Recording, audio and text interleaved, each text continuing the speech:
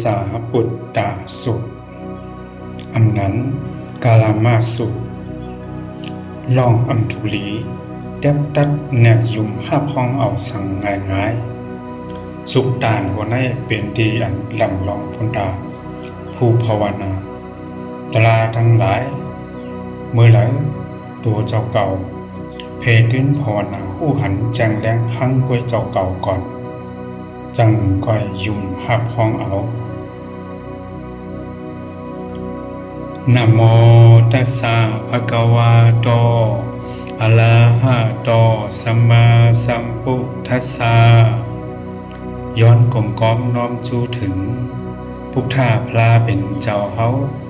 ผู้อันออกป้นกลางยาน8กิเลสาผู้อันผู้หันแจงแรงอริยสัจธรรมตราหังกวยเจ้าเฮามือพองยามนั้นเยาพุทธาพลาเป็นเจ้าเฮาแลห่มประดังภิกขุยานเขาเจ้าทั้งหลายไล่ออกข่าวดังย่ากว่าจอมวันจอมอึ่งเพียวฮอดกว่าดีเนื้อเมืองก็สัมพีจำตีไล่ฮอดถึงอองตีอยู่เศร้าจุมเจ้ากาลามาจือเกษาพุทธะเขาตั้งหลายหนังนั้นเย้ามือพองยามหนังนั้นเจ้ากาลามาเกษาพุทธะตั้งหลายเลยยินข่าวง้าวว่าพุทธาพลาเป็นเจ้าแลห่มประดังภิกขุยานเขาเจ้าเดเข้ามาหอดถึงอองตีอันเขาอยู่เศร้านั่นเย้าในแลจังปากันอ่อนกันหมจมห้องหลัดขันปากกันปอโมปันกว่าเซ็งหนังไหนวะเจ้าสามนากอธรรมาอันเป็นลูกหลานเจอเคอสกายาเดเข้ามาสู่เจอถึงดีเจอเฮาเจ้ากาลามาเกษาพุทธะตั้งหลายเย้าเลยว่าเป็นสุนเป็นหลับเฮาเตเจ้าสามนากอธรรมาเจ้าตัวไหนเป็นผู้อันมีชื่อเสียงลือหลังหลีงามหนาเป็นเจ้าผู้อันออกพ้นกลางยันลองเคยเป็นอันเป็นกิเลสาลงตั้งหลายเย้าเป็นผู้อันผู้หันทำตราตั้งหลายหังกวยเจ้านั้นเย้าเป็นผู้มีวิจารและจรณะเต็มทนเป็นผู้เข้าถึงดีกัดเย็นเย้าหลีงามเป็นผู้อันโมสั่งสอนปันก้อนเกิ่งเถิกสั่งสอนอันมีผู้หลายแต่งเนื่องเหมือนเป่งไหลเป็นครูสอนสละสัตวะผีสางสัตว์คนดังหลายเป็นผู้หันเป็นผู้ตื่นเย้าเป็นผู้อันลงแหลนจึงจางมดเสยจอมทำตรานั่นเย้าเป็นผู้อันโมจักเพเนทำตราอันหลีงามในตอนเงาหลีงามในตอนกลางหลีงามในตอนสุดห่มประดังอัฏฐพยัญชนะอันเจจุงเต็มทนจึงจางมดเสยนั่นเดียวเนาะจึงหนังไหนกันอยู่เพิงมันยามนั้นเจ้ากาลมะเกษาพุทธะดังหลายจังไรป้ากันหับตอนพุทธาพลาเป็นเจ้าเฮาและห่มประดังยานเขาเจ้าเย้าหลีงามป้ากันเอาตีนังตีอยู่จอมตีอันซึ่งสร้างถูกเกิงงามเผามันบางเจอก่อนั่งเอาตีอยู่เย้าหลีงามเสบางเจอก่อยุกมือไหวสาป้ากันยุกมือไหวต้องถามพุทธาพลาเป็นเจ้าเฮาอยู่เผามันบางเจอก่อหลัดเป่าเน่นำโตบางเจอป่อหลัดเป่าเน่นำจือเจอเคลื่อนกันจึงหนังนั้นอยู่ยามนั้นจังไรต้องถามลองข้องคำเจออันเขาไหลทบไหลยา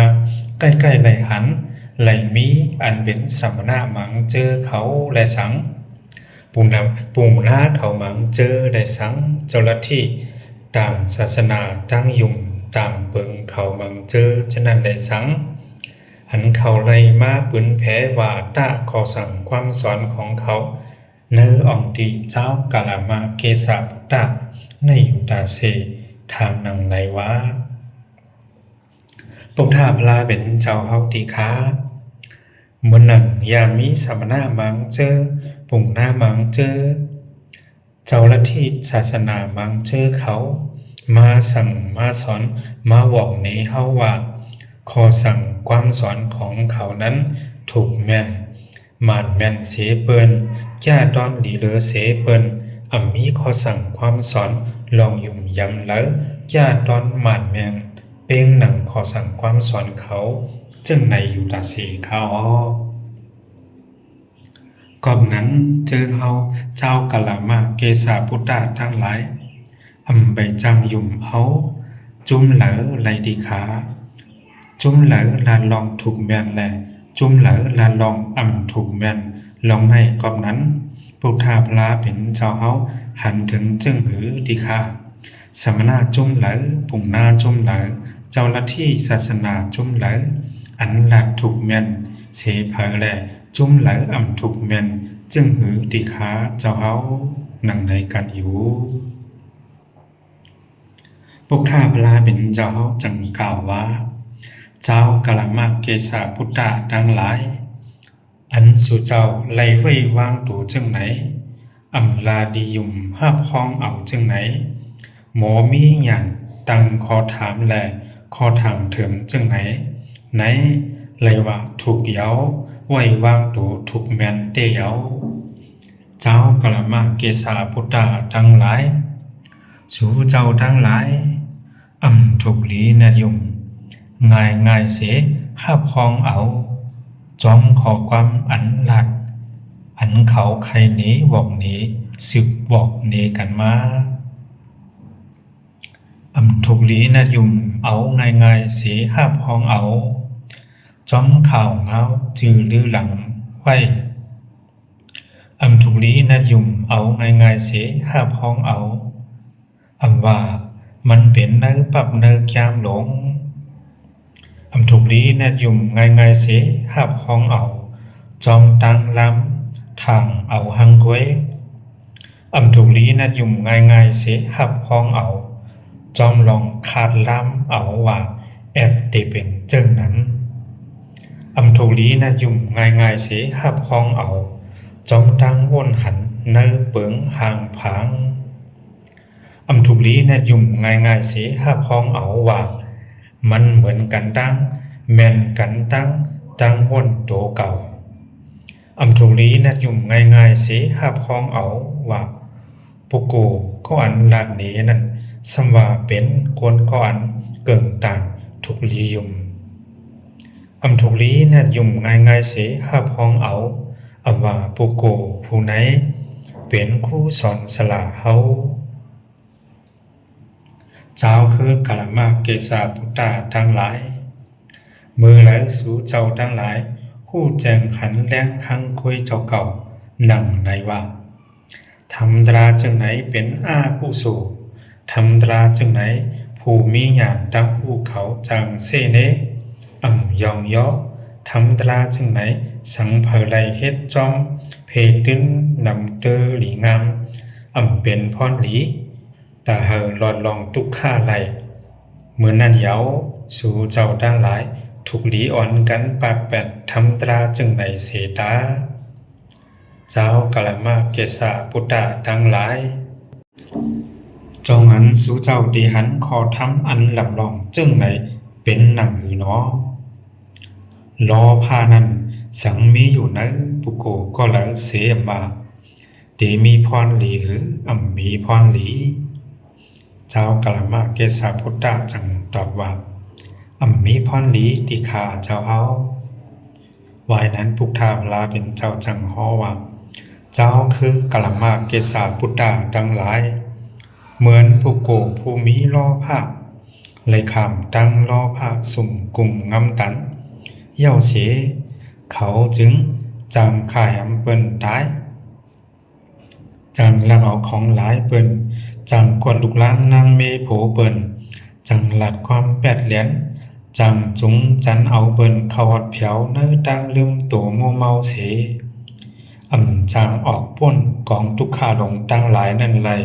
นั่นเย้าเจ้ากะละมะเกษาพุทธะจังตอบว่า เจอเยาติขาพุทธาพลาเป็นเจ้าเฮาพุทธาพลาเป็นเจ้าเฮาจังเฮาแทงว่าเจ้ากะละมะเกษาบุตตาดังหลายจองสู่เจ้าเตหันแม่นขอทำลำลองจึงไหนหือต่อซานั้นสังมีอยู่ในปุโกก็หลังเสียมว่าเตมีพรดีหือมีพรดี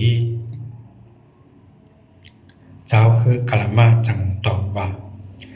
มีพรดีที่ขา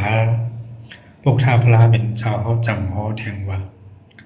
เจ้าคือกะละมะเกษาพุทธาดังหลายเหมือนปุโกผู้มีทอซาไหลคำตั้งตอซาสุ่งกุ่งงำดันเย้าเสเขาจึงจางไข่แฮมเปิ้นตายจังละเอาของหลายโคเปิ้นจังกดลูกล่างนางมีโผเปิ้นจังหลัดความแปดแหลนจังจุงจันเอาเปิ้นเข้าหอดแผวถึงเนื้อตั้งดึงตัวโมเมาเสียวจางออกป่นกองตุกขาลงตั้งหลายไหลนั่นเย้าเจ้าคือกะละมะจังตอบว่าใจเยาติขาพุทธาพลาเป็นเจ้าเฮาไว้นั้นพุทธาพลาเป็นเจ้าเฮาจังเฮาแทงว่าเจ้าคือกะละมะเกษาพุทธาดังหลายจองสู่เจ้าเตหันขอทำอันลำลองจึงไหนหือหมอหานั้นสังมีอยู่ในปุโกก็เลยเสมว่าเตมีพรดีหือมีพรดีเนาะเจ้าคือกะละมะจังตอบว่ามีพรดีดีค่ะปุถาพลาเป็นเจ้าจังสืบพ่อแทงว่าเหมือนปุกเก่าผู้มีเจอโมหะไหลขามดังโมหะสุ่มกุ่มงำดันเย้าเสเขาจึงจางไข่เปิ้นตายจางละเอาของหลายโคเปิ้นจางกดลูกล่างนางมีโผเปิ้นจางหลัดปลองแปดแหลนจางจุงจันเอาเปิ้นเข้าหอดแผวถึงในตั้งดื่มโตโมเมาเสียวจางออกป่นกองตุกขาลงตั้งหลายนั่นเย้าเจ้าคือกะละมะจังตอบว่าเจ้าเย้าดีขาพุทธาพลาเป็นเจ้าจังสืบพ่อดังว่าเจ้าคือกะละมะเกษาพุทธาดังหลายจองสู่เจ้าเตหันขอทำอันลำลองจึงไหนหือกอบหนึ่งนั้นขอทำเจอว่ามาในเป็นกุโสหือเป็นอากุโสเจ้าคือกะละมะจังตอบว่าเป็นอากุโสติขาพุทธาพลาเป็นเจ้าจังฮอดแทงว่าเป็นเพเขียนหือจังเป็นเพเขียนเจ้าคือกะละมะจังตอบว่าเป็นเพเขียนติขาพุทธาพลาเป็นเจ้าจังสืบพ่อถามแทงว่า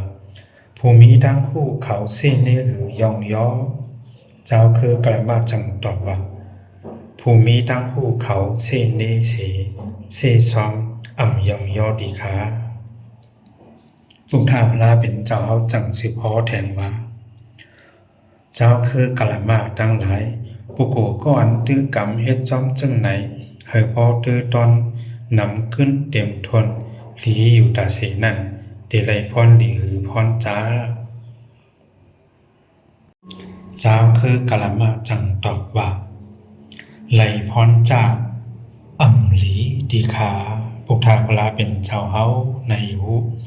พุทธาพลาเป็นเจ้าเฮาจังฮอแทงว่าเจ้าคือกะละมะเกษาพุทธาทั้งหลายกบนำในเย้าสู่เจ้าทั้งหลายอย่าแนดยุ่มง่ายๆหับห้องเอาจอมรวยขอความอันยำไหลถ่อมไหลยินมาสืบต่อกันมาทุกลีแนดยุ่มง่ายๆเสียหับห้องเอาจอมข่าวเงาอันลือหลังทุกลีแนดยุ่มง่ายๆเสียหับห้องเอาจอมรวยว่ามันเป็นเนื้อปับเนื้อยามหลงทุกลีแนดยุ่มง่ายๆเสียหับห้องเอาจอมรวยตั้งลำขัดตั้งถามถึมเอาหังก้อยทุกลีแนดยุ่มง่ายๆเสียหับห้องเอาจอมรวยอันตัวเก่าขาดล่ามเอาแอบเตเป็นจังนั้นทุกลีแนดยุ่มง่ายๆเสียหับห้องเอาจอมรวยตั้งวนหันในเปิงห่างผางทุกลีแนดยุ่มง่ายๆเสียหับห้องเอาจอมรวยว่ามันเหมือนกันแม่นกันช่อมทั้งวนตัวเก่า ถูกลีนะยุ่มง่ายๆเสห้าพ้องเอาจอมรวยว่าปุโกคนก็นั่นเป็นที่อันก้นตั้งไหลนับอย่างไวสาถูกลีนะยุ่มง่ายๆเสห้าพ้องเอาจอมรวยว่าปุโกสมณะก็นั้นเป็นสลาคูสอนเฮาเจ้าคือกะละมาตั้งหลายเหมือนสู่เจ้าตั้งหลายผู้แจงหันแล้งเอาหังคุยเจ้าเก่าหนังไหนวะขอทำจังไหนเป็นอากุโสขอทำจังไหนเป็นเพเขียนขอทำจังไหนผู้มีหยานตางหูเขาเซ่ซอมขอทำจังไหนสังผู้โกก้นก็ไหลตื้อกำเฮ็ดจอมเต็มทนนำเตออยู่ตาเสียนั้นมีพรหลีจางออกป้นของทุกข้าหลงตั้งหลายไหลก็จึงนำไหนสู่เจ้าตั้งหลายแค้นดอกปล่อยพาปากแปดขอทำจึงในเสตาก็จึงนำนั้นสู่เจ้าตั้งหลายอย่านะยุ่มเอาง่ายๆเสียหาบห้องจอมเลยขอความอันอย่างไหลถ่อมไหลยินมาถูกลีนะยุ่มง่ายๆเสียหาบห้องเอาจอมรวยข่าวเงาอันลือหลังถูกลีนะยุ่มง่ายๆเสียห้าพ้องเอาจอมรวยว่ามันเป็นเนื้อปับเนื้อยามหลงถูกลีนะยุ่มง่ายๆเสียห้าพ้องเอาจอมรวยตั้งล่ำทางถึมเอาหังก้อยถูกลีนะยุ่มง่ายๆเสียห้าพ้องเอาจอมรวยอันตัวเก่าขาดล่ำเอาว่าแอบเตเป็นจึงนั้นถูกลีนะยุ่มง่ายๆเสียหับห้องเอาจอมตางว่นหันเนื้อเปิงห่างพังถูกลีนะยุ่มง่ายๆเสียหับห้องเอาจอมเลยว่ามันเหมือนกันแม่นกันจอมตางว่นโตเก่าถูกลีนะยุ่มง่ายๆเสียหับห้องเอาจอมอันว่าปุโกก็นั้นเป็นที่อันก้นทางหลายนับอย่างไวสาถูกลีนะยุ่มง่ายๆเสียหับห้องเอาจอมโดยว่าปุโกสมณะผู้นั้นเป็นสลาคูสอนเฮาเจ้าคือกาลมะเกสาปุตตะตั้งหลายเหมือนสู่เจ้าตั้งหลายผู้แจงหันแล้งเอาหังคุยเจ้าเก่าหนังไหนวะขอทำจังไหนเป็นกู้โศขอทำจังไหนเป็นเพเข็นขอทำจังไหนผู้มีหยานดังหูเขายองย่อขอทำจังไหนสังวาปุโกก็ไหลตื้อกำเฮ็ดจอมเต็มทนหลีงามเย่านั้นไหลพรหลีตากระเดียนเป็นดีกว่าฮอดถึงสุขติเสือสากอบหนังนั้นสู่เจ้าทั้งหลายถูกหลีตื้อกำแผลตื้นเฮอเต็มทนขอทำจังไหนอยู่ตาเสตากาลมาสุดนันเกสาพุทธาสุดต่านโหไนมีตอนสืบมันแทงอยู่เป็นตอนที่สองแคนดอไปอนุโมทนาถ่อมยินเอาจอมกันแทงเสกรรมสาธุ